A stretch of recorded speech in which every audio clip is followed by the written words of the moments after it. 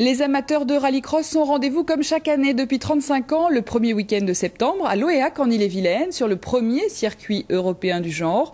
Mais dès aujourd'hui, les pilotes engagés sont venus tâter le terrain sous les yeux de Patrick Soulabaille et Denis Leroy. 130 pilotes et près de 50 000 spectateurs le temps d'un week-end. 35 années déjà que le rallycross de Loéac surfe sur le succès. De quoi faire pâlir de jalousie une multitude d'organisateurs d'événements en tout genre. Autrement dit, dans le monde du sport mécanique, Loéac est un géant. C'est une épreuve qui arrive au mois de septembre après une trêve d'un mois. On l'attend, on prépare les voitures au mieux, on les refait esthétiquement pour qu'elles soient jolies. Et c'est vraiment l'épreuve à ne pas manquer, Loéac. Et cette épreuve mérite donc tous les sacrifices. Moteur, tôlerie, fibre de verre pour gagner du poids, réglage. Gaëtan Serrazin a construit, préparé lui-même sa voiture. Un an de travail pour être ce week-end sur la ligne de départ. C'est combien d'heures de boulot? Parce qu'on ne doit pas être loin des 4000 heures.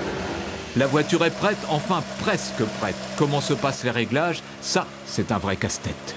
C'est au comportement en roulant. On voit si on a des trous à l'accélération, si c'est au feeling, quoi. Mais par contre, ça, c'est au ressenti. Sinon, on a plein de systèmes embarqués d'acquisition de données.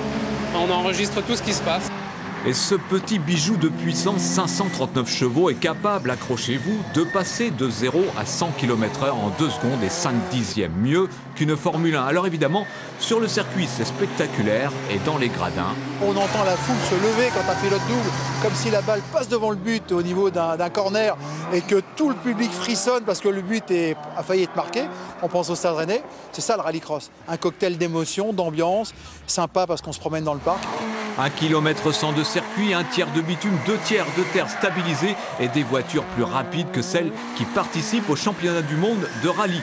Voici un cocktail détonnant, le spectacle est garanti.